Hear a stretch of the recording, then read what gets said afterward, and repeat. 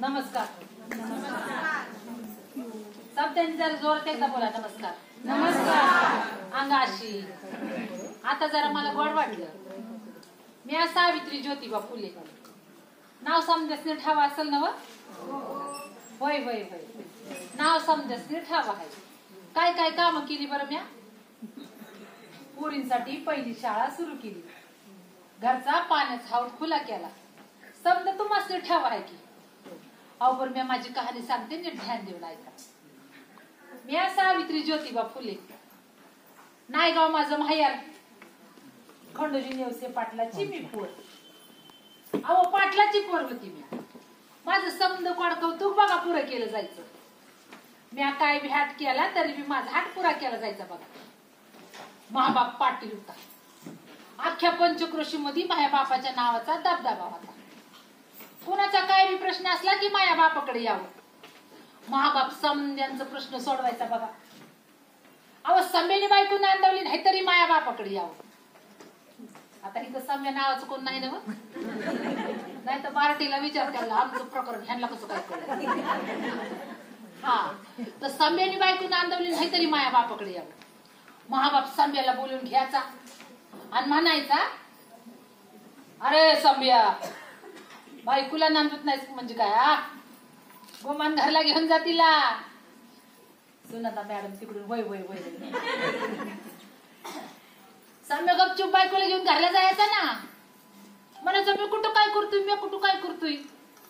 गपचूप बायकोला घेऊन नांदायला घेऊन जायचं. हे मी लहानपणी बघत असायची. मला असं वाटायचं आपण बी मोठं झाल्यावर असं काहीतरी करा. मला असं वाटायचं आपण बी मोठं झाल्यावर लोकांचा प्रश्न सोडवावा. असं मला लहानपणापासून वाटायचं बघा. मी लहान असताना माझी आई बी माझा लई लाड करायची बघा. माझी आई माझा असा लाड करायची म्हणून सांगू. अशी का जात्याच्या वव्यावर बसली का जात्याच्या वव्यांमध्ये माझं नाव घ्यायची बघा. अशी का जात्यावर बसली का माझी आई कशी म्हणायची बघा. नाय गावच्या चावडीला सोन्याईचा दरवाजा. सोन्याईचा दरवाजा गजुन्या गादी व नवराजा. सावित्री लाड इकिलेक धरी बापाच्या धोतराला. धरी बापाच्या धोतराला गलेक सोबती चातुराला. टाळ्या बिळ्या वाजवा की. हा काय महाली लाड करायची. जात्याच्या वयावर बसली की जात्याच्या वयामध्ये महा नाव घ्यायची बघा. आता जात्यावर बसल्यावर खाली बसायला लागतं बरं का पोरावर. नाही तर आजकालच्या पोरांना वाटेल उप्याने जात्यावर जातात काय. माई खूप असल्यामुळे उभी राहून जात्यावरची उभी म्हणली. तर अशी आई माझी लई लाड करायची बघा. आई मला घेऊन बाजारला जायची. तुमची माई तुम्हाला न्यायची का नाही बाजारला? सुना ना मॅडम शिरवळला जायचं का नाही बाजार? होय होय. बोरच्या आहेत ना त्या म्हणून शिरवळचा बाजार. तर आमचा पण शिरवळचाच बाजार होता. नायगावला शिरवळचा बाजार. अशी बाजारामध्ये जायची बघा. एकदा आई मला घेऊन बाजारला गेली. आईने मला विचारलं, सावित्री तुला काय घ्यायचं ग? तवाच्या टायमाला मला जिलबी लय आवडायची बघा. तुम्हाला पण आवडत असेल की जिलबी? होय होय. तेव्हा तर गाणं निघालंय जिलेबी बाई. हा तर मला जिलबी लय आवडायची बघा. आईला म्हणलं आई आई मला जिलबी घेऊन दे ना. आईने मला असा जिलबीचा पुढे हातामध्ये घेऊन दिलेला. अशी मी रस्त्याने जिलबी खात खात चाललेली. एवढ्यात गोरा साहेब समोर आला. आता गोरा साहेब म्हणजे काय ठाव आहे? होय तरी म्हणा नाही तर नाहीतरी म्हणा. सगळ्यांना प्लेट दिल्यात काय खायला पाठी. आवाजच निघा नाही त्यांचा. हा तेवढे ते गोरा साहेब समोर आला. गोरा साहेब म्हणतो कसा, हे बेबी रस्त्यानं जाताना खायचा नाही. या बाया मला काय बी कळ ना. म्हणलं बाबा असं जिलबीच्या पुढ्याकडे बघतोय असं असं गोट करतोय. म्हणलं जिलबी खायची नाही म्हणतोय जणू. या बाय मी असा जिलबीचा पुढा पटक्याने फेकून दिला आणि अशी शान्या लेकरासारखी समोर उभी राहिली. दिसतंय ना बरं शान्या लेकरू? हा तर अशी शान्या लेकरासारखी समोर उभी राहिली. गोरासाहेब म्हणतो कसा, पोरले हुशार दिसती. पोर कोणतरी मोठी बोणार जाणू. या बाया मला काय बी कळ ना. म्हणलं माझी आई बी म्हणती पोरले हुशार. मा बापा म्हणतो पोरले हुशार. आणि आता गोरा साहेब म्हणतो पोरले हुशार. मला वाटायला लागलं माझ्या खरंच मी लई हुशार. दिसमास करता करता दिसायला हळूहळू मी मोठी व्हायला. अहो जशी का मी मोठी व्हायला लागली मी दिसायला लई गोडी सुरुपडा होती बघा. लांब नाक टपुरं डोळं माणसाने नुसतं बघत राहावं असं माझं रूप आहे. जशी का मी मोठी व्हायला लागली का मायने लावलं ना माया बापाच्या मागं तुमान. आता काय तुमान लावलं असून बरं सगळ्या बाया हुशार. त्यांच्या घरी बी तसं तुमान लागलं होतं ना. पुरीचं लगीन उरकून टाका, पुरीचं लगीन उरकून टाका. माझी आई म्हणायची पुरीचं लगीन उरकून टाका. तवाच्या टायमाला बघा एवढ्या एवढ्या पुरीची लग्न व्हायची. महाबाप म्हणायचा माझी पोर लाखात एक.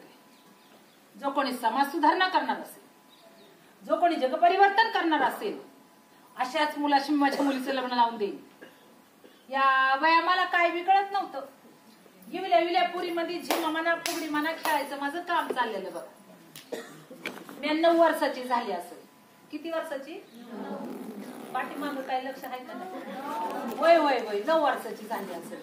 तेवढ्या धनकवडीच्या पाटलाची पोर सगुणाबाई आली. ज्योतिबा फुल्यांसाठी पोरगी शोधत होती. ज्योतिबा फुल्यांसाठी पोरगी शोधत होती. सगुणाबाई आली म्हणायला लागली सावित्रीची ज्योतिबाची जोडी लय झाक दिसेल बाया. या बायांना लय उठारेटा पडतो बघा. कुणाची जोडी कुणा संग झाक दिसेल. सगुणाबाई म्हणायला लागली सावित्रीची ज्योतिबाची जोडी लय झाक दिसेल बाया. त्या ज्योतिबाच्या डोक्यामध्ये लय काय बाई विचार असायचं बघा. पुरीबाईने शिकवलं पाहिजे, पुरीबाईने शिक्षण दिलं पाहिजे, असं काय बाई विचार त्या ज्योतिबाच्या डोक्यामध्ये असायचं. सगुणाबाई म्हणायला लागली सावित्रीची ज्योतिबाची जोडी लय झाक दिसेल बाया. या बाया बोला फुलाला गाठ पडली ना. समदवाड बघा नायगावला आलं. ही अशी माणसं बसलेली, हे असा मांडव टाकलेला, या अशा माणसांच्या पंक्ती आणि मी नवरी झालेली. जरा पोट भरून माझ वाटा.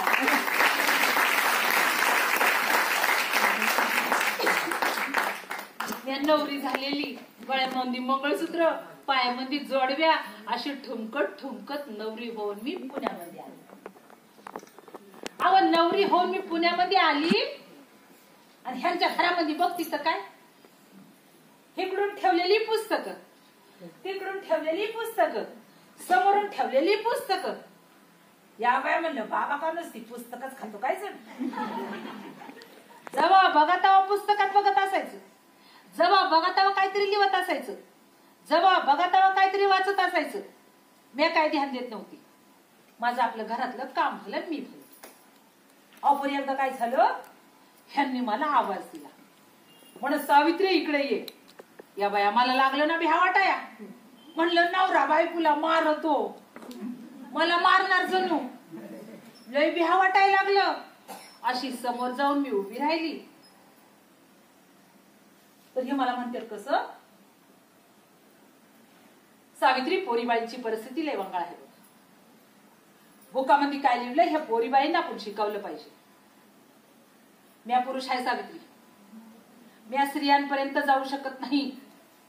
तू स्त्री आहे सावित्री, तू स्वतः शिक्षण घे, तू दुसऱ्यांना शिक्षण दे.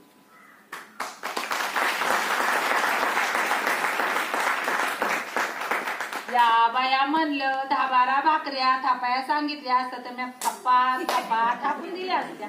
हा पण हे स्वतः शिकायचं आणि बायांना शिकवायचं मला नाही जमायचं बाया.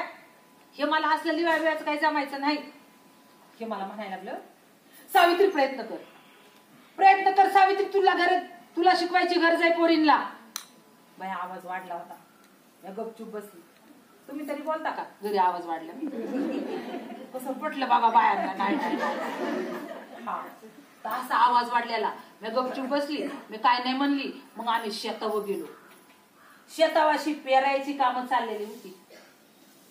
मायाबरोबर फातिमा शेख होती, मायाबरोबर सगुणाबाई होती. आम्ही समध्याजणी मिळून अशी पेरायची कामं करत होतो बघा.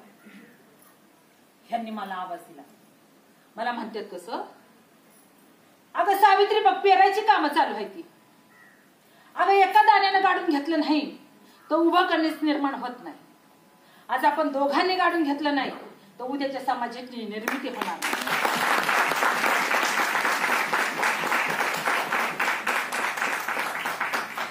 रस्त्यामध्ये काय विचारणा बघा, गाडून घ्यायचं काय, कंसाची निर्मिती करायचं काय, उद्याचा समाज घडवायचं काय, लई बोलायचं बघा, लई बोलायचं. हे बोलायला लागलं का मी नुसती आपल्याशी टुकू बघत राहायची. थोड्या टायमाने काय झालं बघा, यांनी हातामध्ये काठी घेतली. काय घेतलं हातामध्ये? हातामध्ये काठी घेतलेली आणि मला आवाज दिला, म्हण सावित्री इकडे ये. बया लागलं ना भ्या वाटायला. भेटायला लागलं बरं, इकडं मार भेटलेलं दिसते. या बायला भ्या वाटायला लागलं. म्हणलं आता हातामध्ये काठी घेतली, आता मला झोडदार जणू लय भ्या वाटायला लागलं. अशी समोर जाऊन उभी राहिली तर हे मला म्हणते कसं, सावित्री ही काठी माझ्या हातात आहे, ही जमीन आपली पाटी, ह्या काठीनं मी या पाटीवर लिहितो बघ. त्यांनी इकडून काठी फिरावली, तिकडून काठी फिरावली, काहीतरी लिवलं आणि मला म्हणायला लागलं मन त्याला या बाया. म्हणलं मला नाही जमायचं असलं, हे असं लिवायचं काही जमायचं नाही बाया. शेतामधली कामं सांगा मी पटापटा करते, घरामधली कामं सांगा मी पटापटा करते, बरी असं लिवायचं मला काही सांगू नका सगळ्या. हे मला म्हणायला लागलं, सावित्री प्रयत्न कर सावित्री, तुला शक्य होईल. मी काय नाही बोलली, गपचूप बसली. हातामध्ये काठी घेतली, इकडून काठी फिरावती, तिकडून काठी फिरावती, काहीच जमाना. या बाया म्हणलं मला काय असलं लिवायचं जमायचं नाही बाया. तुम्हाला बी नाही का स्टेजवर येऊन भाषण करा म्हणलं बाया, तो बाया काय म्हणतात, या बाया मला काय जमायचं नाही बाया. आणि 10-12 भाकऱ्या समोर आणून दिल्यावर गुबू गुबू गुबू गुबू गुबू सुरू होते का. हा मी म्हणायला लागले, या बाया मला काय जमायचं नाही, असं लिवायचं काय जमायचं नाही. हे मला म्हणायला लागलं, सावित्री प्रयत्न कर सावित्री, सगळ्याच गोष्टी काय आपण आईच्या पोटात शिकून येत नाही. तू पुण्यांदा प्रयत्न कर सावित्री, तुला शक्य होईल.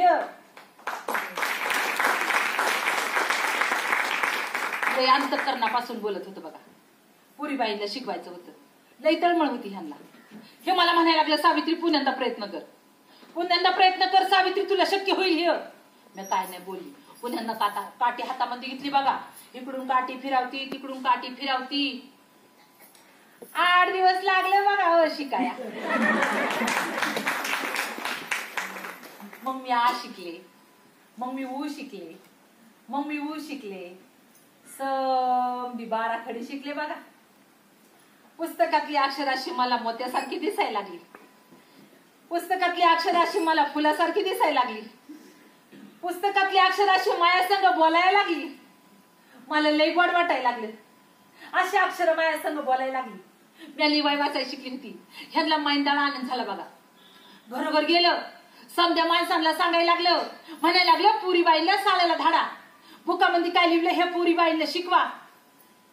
अहो झोपलेल्या माणसांना जाग करणं लई सोपं असतं, पर झोपचं स्वांग घेतलेल्या माणसांना जाग करता येत नाही.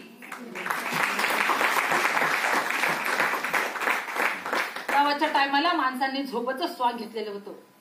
पुरीबाईला कुणी साळ्याला पाठवायला तयार होत नव्हतं. उलट लय आचकाटीच काट बोलायची माणसं, लय काय बाय बोलायची बघा माणसं. काय झालं बघा, हे कुणाच्या तरी लग्नाला गेलेलं होतं. असा लग्नाच्या वरातीचा आवाज माझ्या कानावरती ऐकवत होता. मी माझं घरातलं कामधाम उरकत होती. घरातलं कामधाम उरकलं, म्हणलं येणी फणी करावी. म्हणून मी अशी येणी फणी करायला लागली बघा. तेवढ्यात हे दान पाय आपटत घरामध्ये आलं.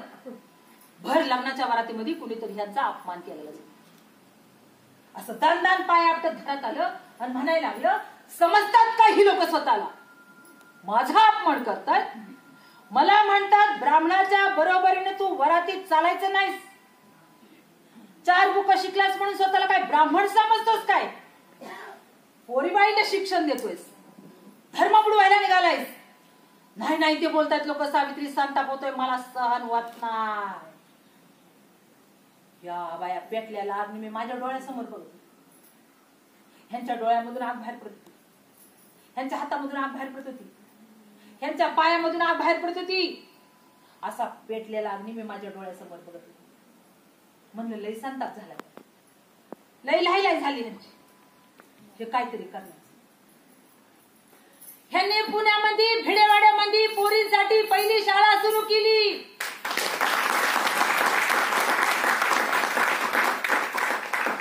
घरोघर गेलं, समध्या माणसांना सांगायला लागलं, म्हणायला लागलं पुरीबाईंना शाळेला धाडा. भिडेवाड्यामध्ये पोरींसाठी पहिली शाळा आम्ही सुरू केली. तुमच्यातल्या किती लोकांना ठाव आहे बरं भिडेवाडा? आता बारतीचा कार्यक्रम म्हणल्यावर लय लोकांना माहिती असेल, तरी मी ज्यांचा हात खाली आहे त्यांना विचारते मी, भिडेवाडा तुम्हाला ठाव नसेल, पण दगडूशेठ गणपती मंदिर किती लोकांना ठाव आहे बरं? समध्या दुनियाला ठाव आहे.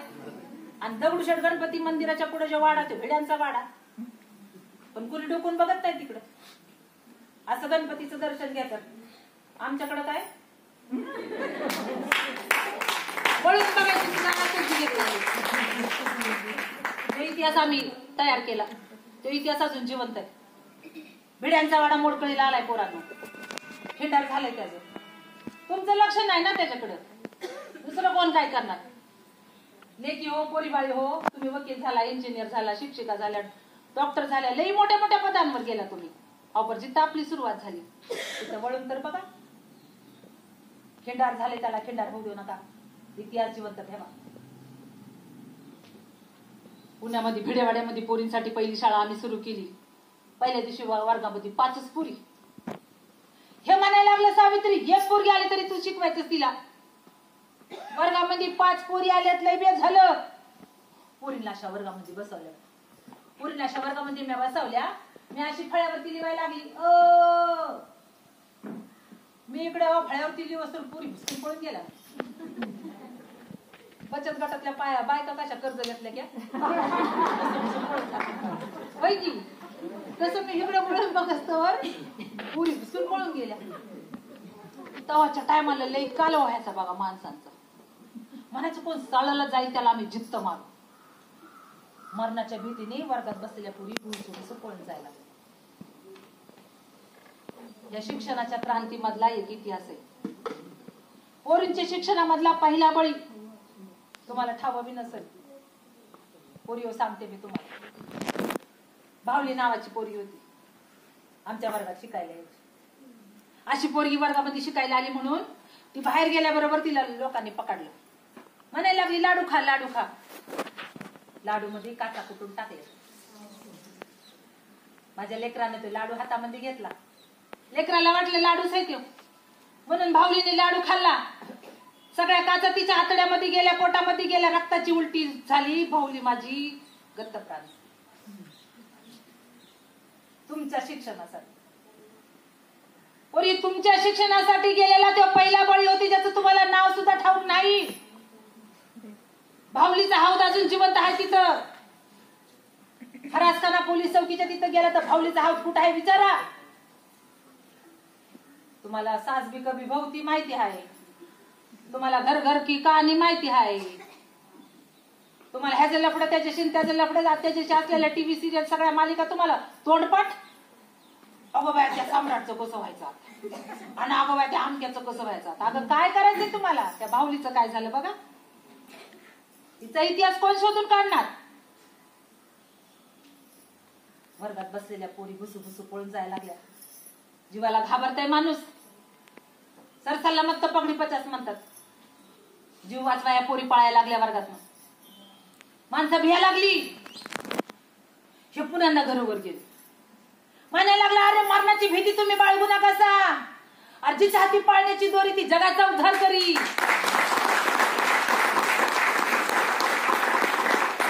पोरीबाईने समजू दे बुकामध्ये काय लिहिलंय. आपोआप त्यांना समजेल आपण कोणचं पाऊल उचलायचं ते. तवा कुठं 4-2 पोरी गोळा व्हायला लागल्या. मी अशा पोरींना वर्गामध्ये बसवायची. त्यांना लिवाय वाचाय शिकवायची. मी घरला जायची. अहो पण रस्त्याने माणसं मला लय त्रास द्यायची बघा. रस्त्याने मी अशी का पोरींना शिकवाय जायला लागले का. कुणी अंगावर शान टाकायचं, कुणी अंगावर दगड टाकायचं, कुणी अंगावर खरकट पाणी टाकायचं. अंगाचा नुसता वास सुटायचा बघा वास. या बाया म्हणलं आपण पोरीबाईला शिकवायचा का कुणाचं पाप करतो का कुणाची चोरी करतो का. आणि लोक असे रस्त्याने जाताना कुणी अंगावर शाट टाकतं, कुणी अंगावर दगड टाकतं, कुणी अंगावर खरकट पाणी टाकतं. मी नाही जायची बाय शाळेला शिकवायला. जीव वैतागतोच ना, किती सहन करायचं. हे मला म्हणायला लागलं. सावित्री, ही परीक्षेची वेळ आहे, आता मग हटायचं नाही. रस्त्याने जाताना लोक तुझ्या अंगावर शेत दगड चिकट टाकतात ना, तू एक साडी बरोबर घेऊन जात जा. रस्त्याने लोकांनी तुझ्या अंगावर शेत दगड चिकट टाकण्यासाठी एक साडी आणि दुसरी साडी वर्गात गेल्यावर पोरीला शिकवण्यासाठी.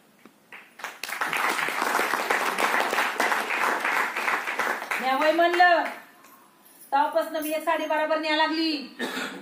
रस्त्याने कुणी काय बाय बोलताय ध्यान देत नव्हती, कुणी आचकाट इचकाट बोलताय ध्यान देत नव्हती. अशी वर्गावर जायची, पोरीला शिकवायची, घरला यायची. नाही तर तुम्ही आजकालचे कार्यकर्ते समजेच समता दूतांसहित असं रस्त्याने चालला, तुम्ही कुणाला काय टोमना मारला तर तुम्ही काय म्हणतो, मला असं बोलले आणि मला अशी बोलली, जसं का तुमच्या आबरूला डोबळा पडला.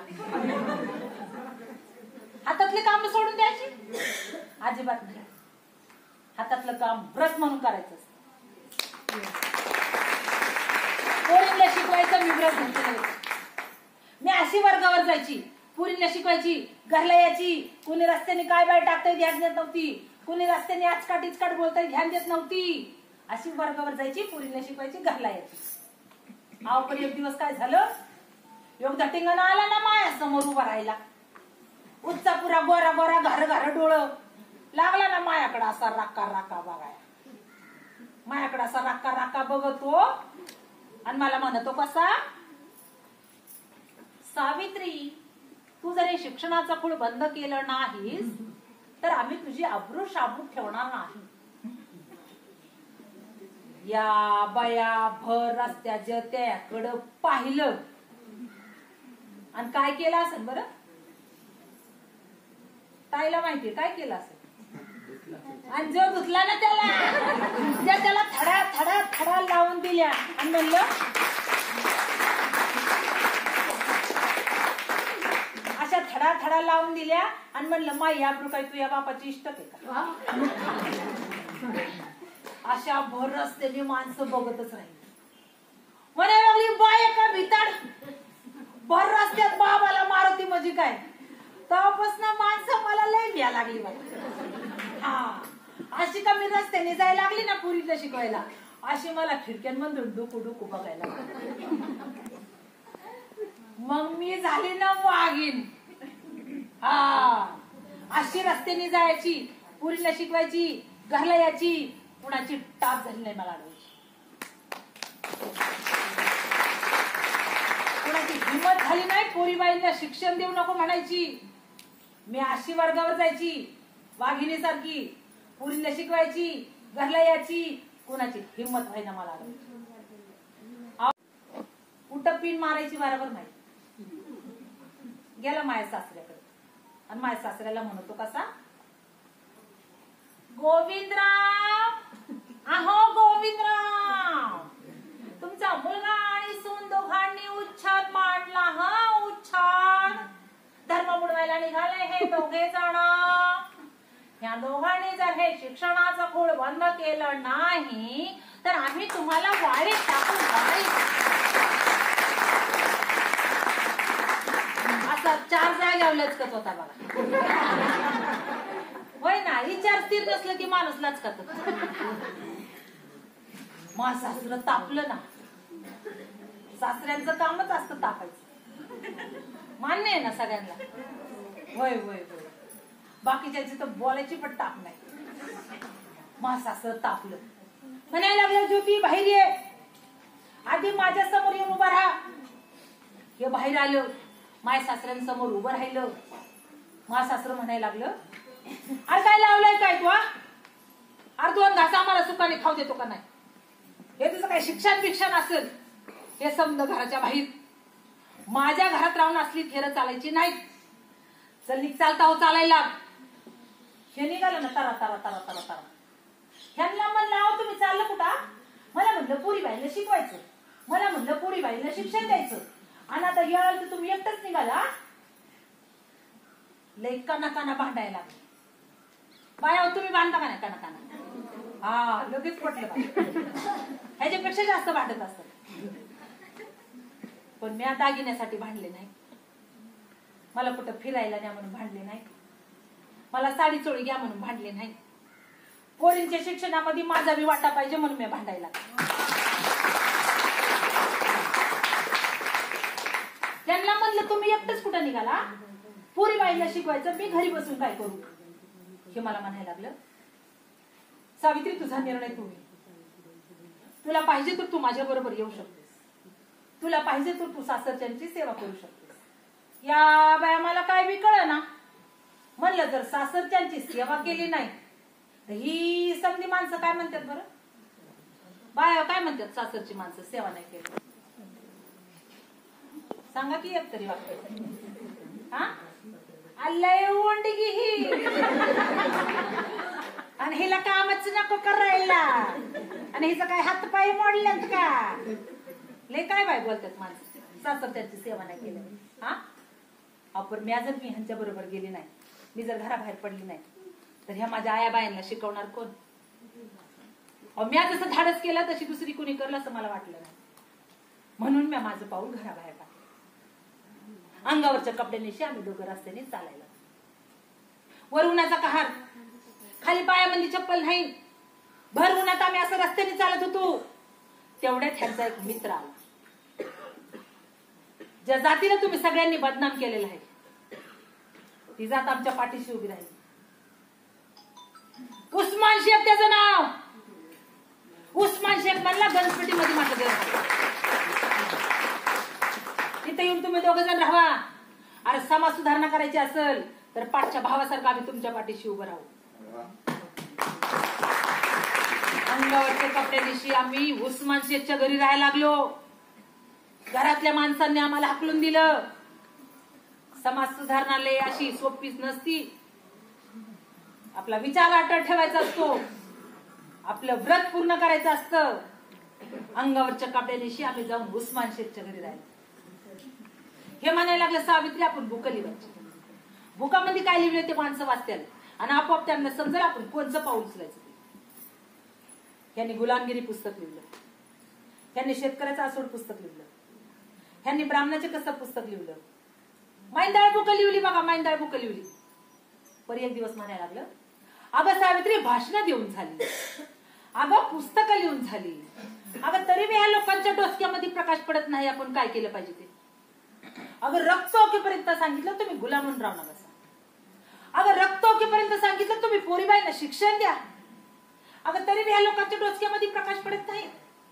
सावित्री आता आपण कृती करायची, कृतीमधून लोकांना दाखवून द्यायचं आपण समाज परिवर्तन करू शकतो. पण नेमकी कोणती कृती करायची विचार चालू होता. तुम्ही बी नाही का लय विचार करता बघा, समाज कार्य करायचं, समाज बदलायचा आहे, काहीतरी बदल घडला पाहिजे, काहीतरी बदल केला पाहिजे, पण दुसऱ्यांच्या पासून आपल्यापासून नव्हतं. लय विचार करता ना तुम्ही, असा विचार चालू होता. म्हणलं नेमकी कोणती कृती करायची. तेवढ्यात पाठीमागून आवाज आला. काय आवाजाला ठाव आहे, पाणी वाढ माय, पोटात पाण्याचा थेंब नाही ग माय, पाणी वाढ माय. सावित्री कृती सुचली. नेमकी कोणती कृती करायची सुचलं सावित्री.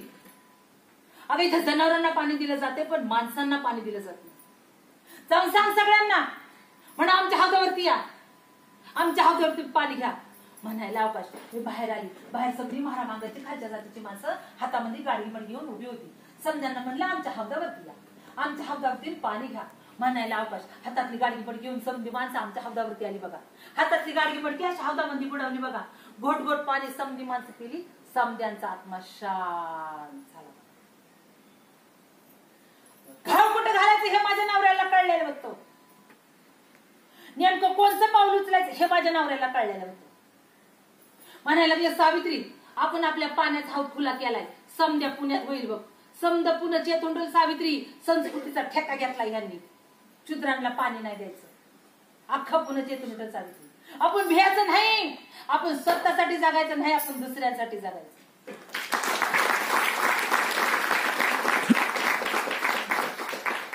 आपण कृती मागून कृती करायची.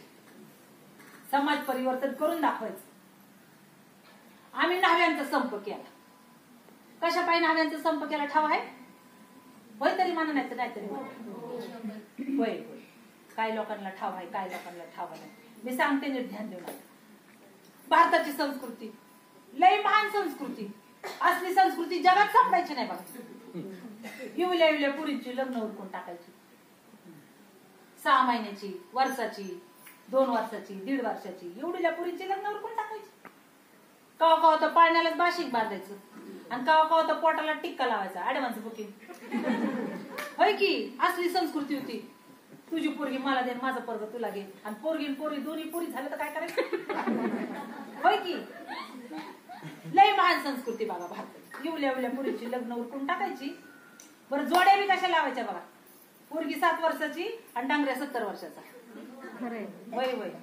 पोरगी 10 वर्षाची आणि डांगऱ्या 80 वर्षाचा. काठीवर आलेला मरणारच किती हो.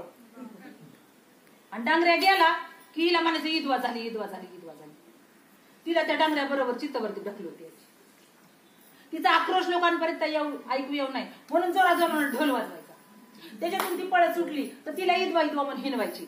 तिला अशी पकडून आणायची. तिच्या डोईवरची केस भादरून टाकायची. तिला इद्रूप करून टाकायची. बाईचं संदोरी केसात असतं ना, मग ती सुंदर नाही दिसली पाहिजे म्हणून तिच्या डोईवरची केस भादरून टाकायची. लिखित स्वरूपातले नियम होते हे मनुस्मृतीचे. सगळ्यांच्या तोंडाला टाळ लागलेलं, कुणीच काही बोलत नव्हतं. हे म्हणायला लागले सावित्री अजिबात आपण विधवांची केस भादरू द्यायची नाही.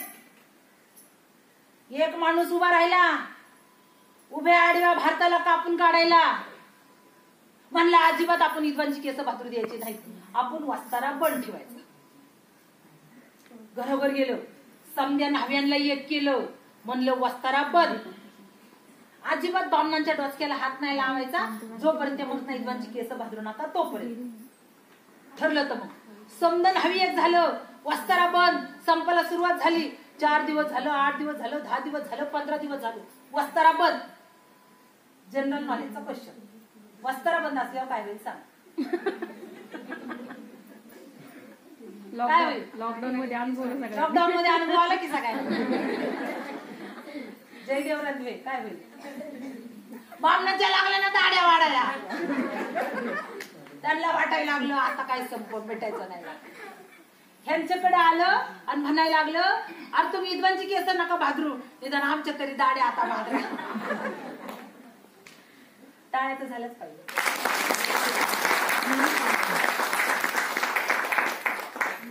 भारतातला पहिला संप होता तो.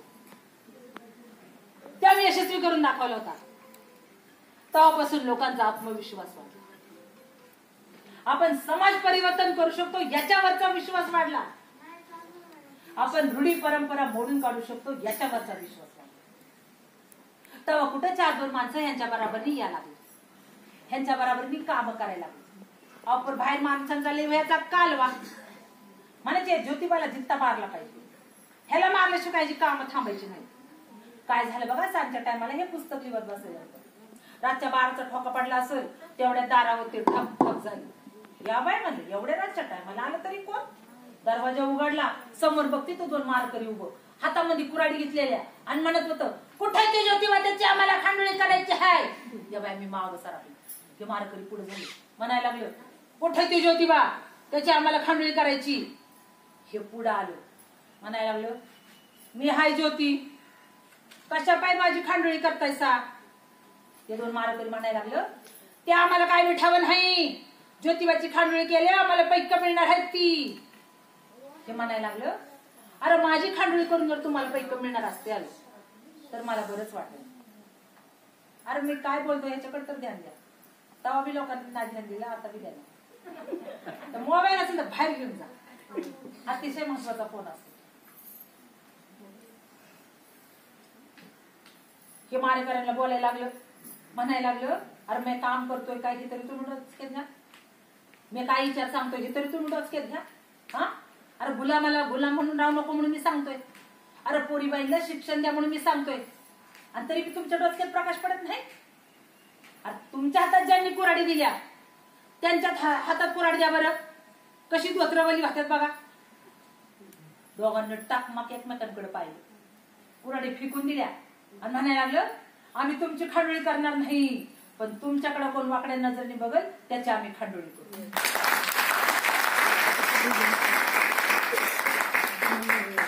माणसांना वाटायला लागलं ज्योतिबा काय चमत्कार करतो का काय. अरे खांडोळी करायला गेलेली माणसं रखवालदार हिंडायला लागली मागणं. तेव्हापासून समधी माणसं चिडचिड झाली बघा. कुणाचा आवाज नाही, एक नाही, दोन नाही, समधी माणसं चिडचिड. समोर येऊन बोलायची कुणाची हिंमत नाही ना बघा. अशी आमची कामं चालली. अजून लय आठवणी आहेत सांगण्यासाठी. अजून एक आठवण सांगते. सांच्या टायमाला अशी मी भाकरी थापत होती बघा. माझं भाकरी थापायचं काम चाललेलं तेवढं हे एका पोरीला घेऊन आलं बरोबर. कपाळाला तिच्या कुकू नव्हतं आणि पोट वाढलेलं. या बाया म्हणलं कपाळाला कुकू दिसत नाही, विधवा दिसतीच आणि पोट वाढलेलं. हे मला म्हणायला लागलं सावित्रीचं नाव काशी, विधवा ही. लोकांनी तिच्यावर अन्याय अत्याचार केला. पोट वाढलं म्हणून जीव द्यायला नदीवर चालली. हिला घेऊन मी आपल्या घरी आलो. हिला आपण आपल्या मुलीसारखी वाढवली. मी वय म्हणलं काशीला आम्ही आमच्या घरी ठेवून घेतली. काशीला मुलगा झाला, त्याचं नाव आम्ही यशवंत ठेवलं. आम्ही यशवंताला दत्तक घेतला.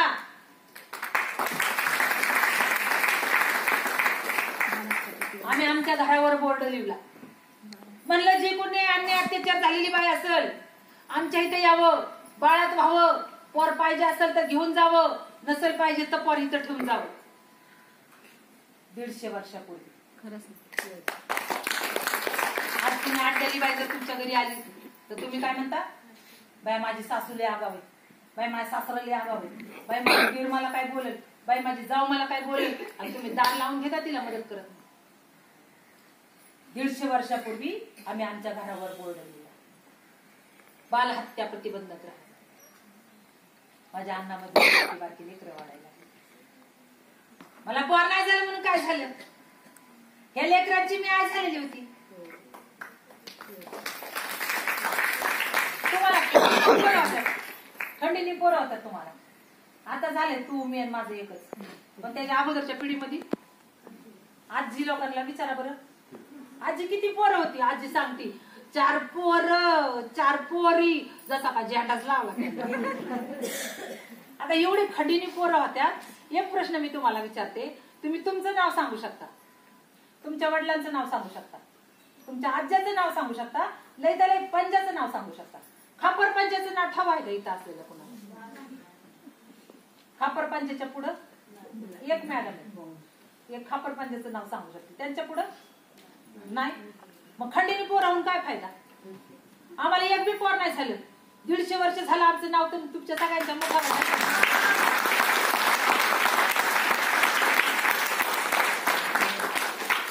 काम असं केलं पाहिजे की आपलं नाव इतिहासात झालं पाहिजे. अशी कामं आपण करायची. माझ्या अन्नामध्ये ही लेकरं वाढायला लागली. आमच्या घासातला घास आम्ही या लेकरांना द्यायला लागलो. दुष्काळ पडला तर आपल्या अर्ध्या भाकरीतली कोरभर भाकर आम्ही या लेकरांना द्यायला लागलो. अशी आमची कामं चालली. आता आम्ही दोघं बी थकायला लागलो. आम्हाला दोघांना बी थकल्यासारखं वाटत होतं. तर बी आमचं पुस्तक लिहायचं काम चाललेलं. म्हणायचं सावित्री उद्याची पिढी येईल, त्या बुकांमध्ये काय लिहिलंय ते वाचल आणि आपोआप त्यांना समजेल आपण कोणचं पाऊल उचलायचं. सत्यशोधक समाजाची स्थापना केली होती. जन्मापासून मृत्यूपर्यंत आपले विधी आपण उरका, एवढं समज त्या सार्वजनिक सत्यधर्म पुस्तकात लिहित होतं. नाहीतर काय होतं बरं? लेकरू जन्माला आलं, नाव ठेवायचं जातात कुणाकडं? बामणाकडं. मुंज घालायची जातात कुणाकडं? बामणाकडं. घर बांधलं पूजा घालायची जातात कुणाकडं? बामणाकडं. माणूस मेलाय मर्तीत करायचं जातात कुणाकडं? पिंडदान घालायचं जातात कुणाकडं? आणि रोजगार हमी योजना चालूच ना, अजिबात बंदच नाही.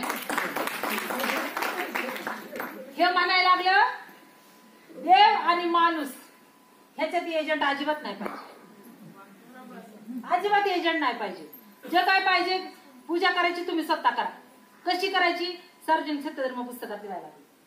जन्मापासून मृत्यूपर्यंत आपले विधी आपण उरका, एवढं समज सार्वजनिक सत्यधर्म पुस्तकात लिहायला लागलं. असं पुस्तक लिहता लिहता बा त्यांच्या हाताला काहीतरी झालं. मला म्हणायला लागलं सावित्री सावित्री इकडे ये. माझ्या हाताला काहीतरी झालेलं. या बाय म्हणले यांच्या हाताला झालं तरी काय. मी जवळ गेले, त्यांच्या हाताला हात लावून पाहिला, गारचीच हात पडलेला. त्यांच्या हातावरून वार गेले. तुम्ही पॅरालिसिस म्हणताय ना, तसं हातावरून वार गेले. उजवा हात उचलला ना, हे मला म्हणायला लागलं, सावित्री माझ्या उजव्या हातातला पेन माझ्या डाव्या हातामध्ये दिला. मी त्यांच्या उजव्या हातातला पेन त्यांच्या डाव्या हातामध्ये दिला. डाव्या हाताने त्यांना लिहिता येत नव्हतं, तरी कसं बस सार्वजनिक सत्यधर्म पुस्तक त्यांनी डाव्या हाताने लिहून पुढे म्हणायला लागलं, सावित्री हे माझ्या विचारांचं गाठोड आहे, हे मी खुंटीला ठेवून जातोय. उद्या कुणीतरी ते युग पुरुष येईल, ते विचारांचं गाठोड खाली घेईल आणि पुण्यांदा लोकांना सांगन मला काय म्हणायचं ते. तो युग पुरुष इतका महान असेल, तो युग पुरुष इतका महान असेल की स्त्रियांना बंधनात ठेवणाऱ्या मनुस्मृतीचं दहन केल्याशिवाय ते राहणार.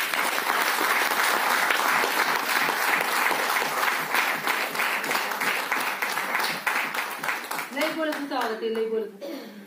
अशी बोलता बोलता त्यांना धाप लागायला लागली. मी त्यांना म्हणलं, तुम्ही बोलू नका सा, तुम्हाला धाप लागते. तरी मी ते बोलतच होतो बघा. म्हणत होतं, सावित्री माझं काहीतरी होईल असं मला वाटतंय. माझं जरी काय झालं सावित्री, तरी हे काम तू थांबवू नकस. हे काम पुढे चालू ठेव सावित्री. आपल्या यशवंताला मोठा कर सावित्री. आपल्या यशवंताला डॉक्टर कर सावित्री. आपल्या यशवंताला दवाखाना बांधून दे सावित्री. लई बोलत होतं बघा. असं बोलता बोलता त्यांना अशी जोराची धाप लागली, अशी जोराची धाप लागली म्हणून सांगू,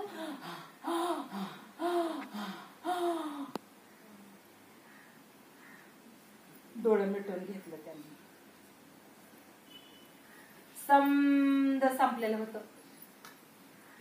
मी रडत बसली नाही, मी डोळ्यामधून टिपका काढला नाही. यशवंताला म्हणलं, यशवंता उचल ते मडकं, स्मशानभूमीत जाऊ, समदईदी पार पाडू आणि आपण पुण्याला कामाला लागू. लहान लेकरू माझा यशवंता असं तुरु पुढे झाला, असं मडकं उचलायला लागला. तेवढ्यात माझा मावस दीर पुढे आला. संस्कृतीचा ठेकेदार होता तो. माझ्या यशवंताला म्हणायला लागला, थांब यशवंता थांब, मडक्याला हात लावायचा नाही. सावित्रीनं तुला जन्म दिलेला नाही, तू तिचा दत्तक पुत्र आहेस. मडक्याला हात लावण्याचा अधिकार तुला नाही.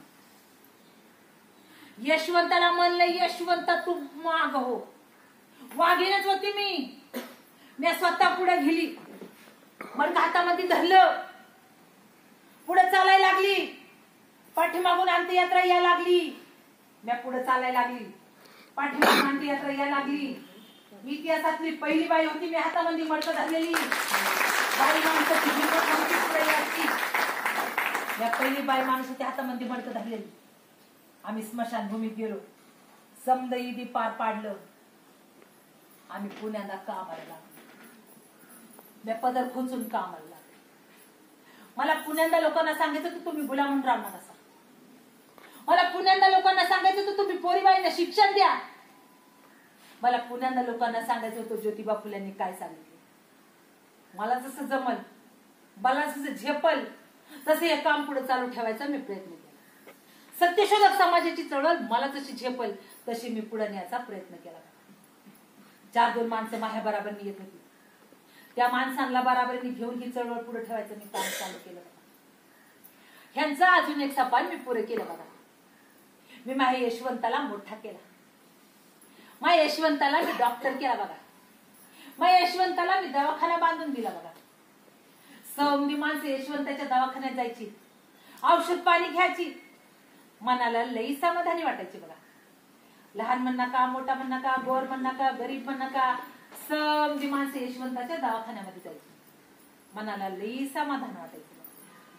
अपर्यंत काय झालं, गोष्ट शेवटाला आली ना. प्लेटची साथ आली पुण्यामध्ये. अशा काखामध्ये गाठी यायची, अंगाला बारीकसा ताप यायचा आणि माणसं पट्टा मारायची. कोविड मध्ये तुम्ही पाहिले असेल,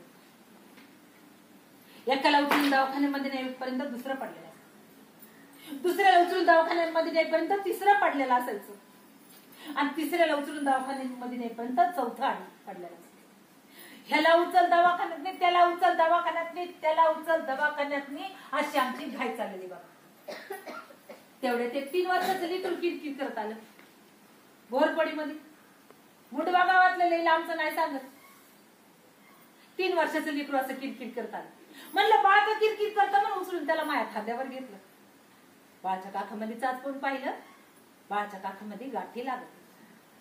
बाळाच्या गालाला चाचपून पाहिलं, माय बाळाच्या गालाला ताप लागत होता. म्हणलं बाळाचं काय बरं वाईट व्हायचं, त्याला यशवंताच्या दवाखान्यापर्यंत पोहोचवला पाहिजे. बाळाचं काय बरं वाईट व्हायला नको म्हणून त्याला घेऊन अशी गारक्याने वळाली तर माझ्या डोळ्यापुढे अंधारी पसरलेली. मला पुढचं काही दिसेना. म्हणलं असं का झालं? माझ्या डोळ्यापुढे अंधारी का पसरली? मला पुढचं काही का दिसेना. मी माझ्या काखामध्ये चाचपली, माझ्या काखामध्ये गाठी लागत होत्या. मी माझ्या गालाला चाचपून पाहिलं, माझ्या अंगाला बारीक ताप लागत होता. मला माझ्या जीवाची पर्वा नव्हती. ह्या बाळाचं काय बरं वाईट व्हायचं, त्याला यशवंताच्या दवाखान्यापर्यंत पोहोचवायचा होता. बाळाचं काय बरं वाईट व्हायला नको म्हणून अशी मी जोराने निघाली. पण माझं पाऊल पुढे उचलना. मला पुढचं काही दिसना. ह्या बाळाला मी यशवंतापर्यंत कशी घेऊन जाऊ? माझ्या बाळाला यशवंतापर्यंत घेऊन पोहोचवायचा. यशवंता, ह्या बाळाला तुझ्या दवाखान्यापर्यंत कुणी नेऊन पोहोचवल?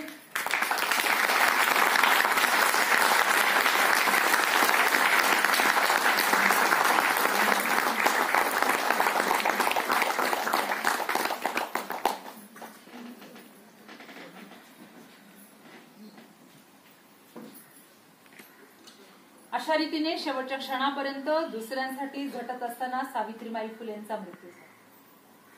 आपणही शेवटच्या श्वासापर्यंत समाजासाठी काहीतरी करत राहावं एवढीच नम्र इच्छा या कार्यक्रमामागे आहे.